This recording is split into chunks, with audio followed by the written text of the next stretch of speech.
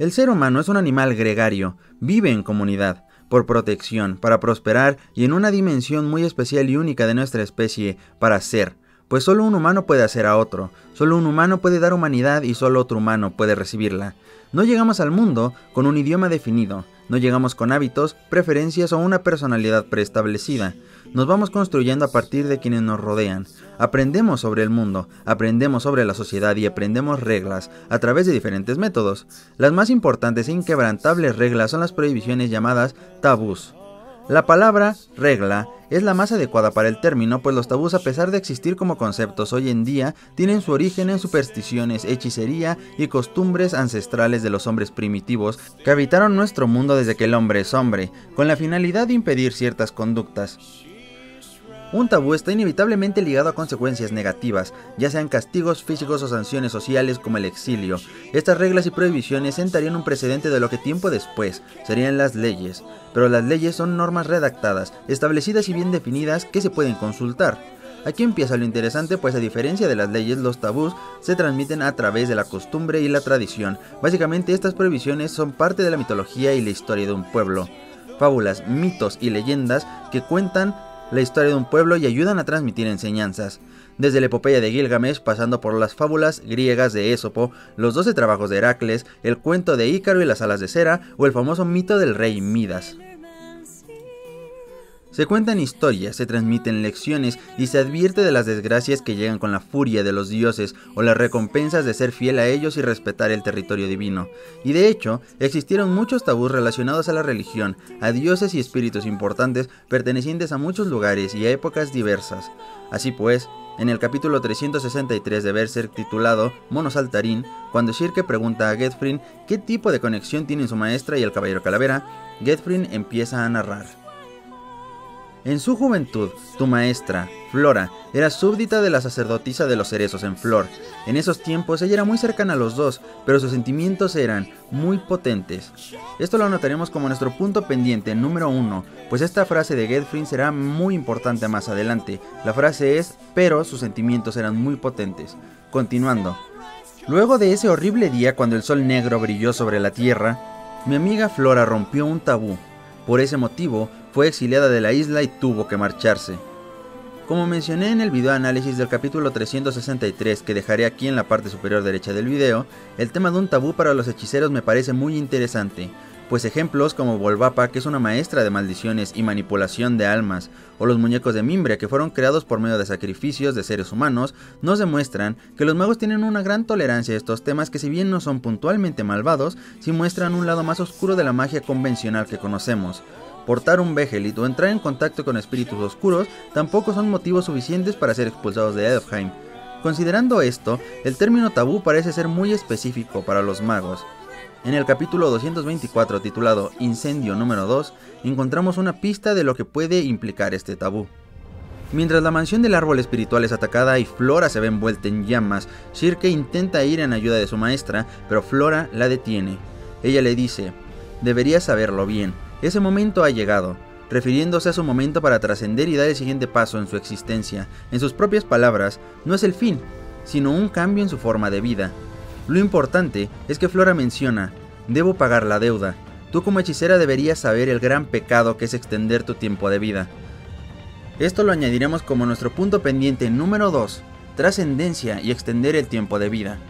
Esta pista es fundamental, pues es información de primera mano, es Flora en persona quien lo menciona, y a partir de esta información podemos recolectar otros datos importantes, datos que encontraremos en los capítulos 237 y 142. En el capítulo 237 titulado Presagios proclamados, Shirke interroga al caballero calavera en las playas de la península de Britannis. Y cuando la pequeña bruja pregunta si el caballero calavera usó la armadura en algún punto, en su respuesta surgen palabras misteriosas que llaman la atención de Shirke, y en estas palabras encontramos otra pista. La oración es la siguiente. En efecto, esa armadura es algo que en algún momento utilicé, en un distante pasado cuando vivíamos dentro de la razón, del tiempo, indicando que ahora no está dentro de lo que define como la razón del tiempo. La siguiente pista la encontramos en el capítulo 142 titulado Camino de Espectros número 2, capítulo en el cual, rumbo a San Albion, los caminos de Guts y el caballero calavera se cruzan, y después de los presagios oscuros del caballero, Pac se queda pensando que el caballero se sentía como un elfo. Todos estos elementos nos llevan al capítulo 102, en el arco de los niños perdidos. La historia de Picaf Ojos Rojos siempre me ha parecido muy interesante y a su vez un misterio, pues es una pieza que cuadra con muchos otros conceptos de Miura. Ahora con el capítulo 363, esta historia puede complementar muchas teorías. En específico para el tema del tabú de Flora, que es el tema de este video, creo que tiene gran importancia. Así pues, lo primero que debemos entender es que la historia de Picaf Ojos Rojos es una fábula en mi opinión, pues cumple con la estructura y al parecer está dirigida a niños en la actualidad. Pero también es una historia sumamente antigua, una historia proveniente de la época donde los magos guiaban a la humanidad. Esto por dos motivos. Número 1. La mención de los elfos como criaturas amables y dispuestas a ayudar con magia, algo que obviamente sería herejía a los ojos de la Santa Sede en la actualidad. Número 2. La mención del desfase temporal. Getfrey nos explica en el capítulo 345 que esos caminos al mundo astral son los más pequeños llamados sendas élficas. Incluir el conocimiento del desfase temporal implica la participación de un mago al crear la historia. Para ser estrictos en el análisis, Shirk en el capítulo 342 menciona que los niños perdidos en el intersticio son una vieja superstición, pero la historia de Picaf Ojos Rojos no es una historia normal y genérica para advertir sobre el peligro de seguir a los elfos al intersticio, como veremos más adelante.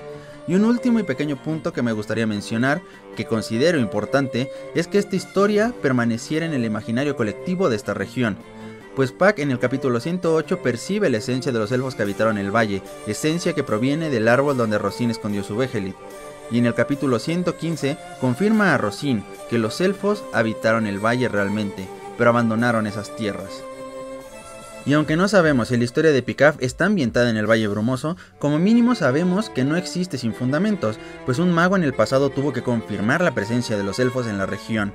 Es precisamente en la antigüedad de esta historia donde radica su importancia.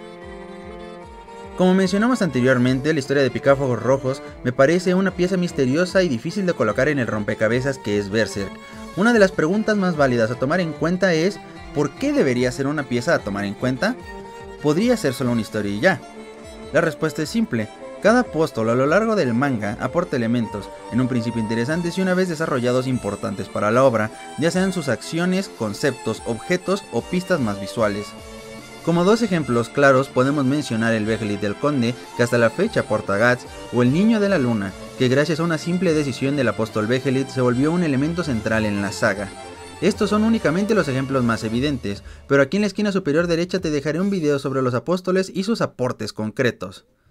Pero, en el caso de Rosín, cuando analizamos el arco de los niños perdidos, las cosas son menos claras. Es un arco complejo y a su vez se le exige mucho, pues tiene el objetivo de regresar al ritmo del arco del espadachín negro. Por ello su primer capítulo se titula El espadachín negro una vez más.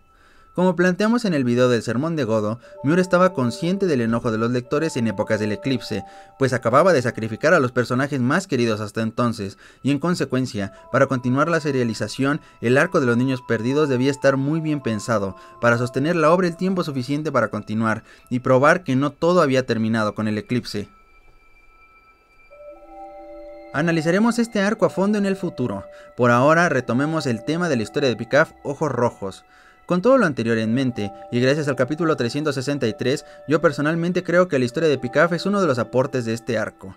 Así pues, organizamos las ideas que desarrollamos en este video. Primero, el tabú de Flora, que parece ser algo muy específico para los magos, pues se muestran muy tolerantes con temas oscuros, pero menciona que alargar la vida es un pecado. Luego el caballero mencionando que ya no vive dentro de la razón del tiempo, y Puck añadiendo que el caballero tiene algo de elfo. Esto nos lleva a la historia de Picaf, que como ya mencioné debe ser muy antigua probablemente, una parábola que con el pasar de los siglos se convirtió en fábula.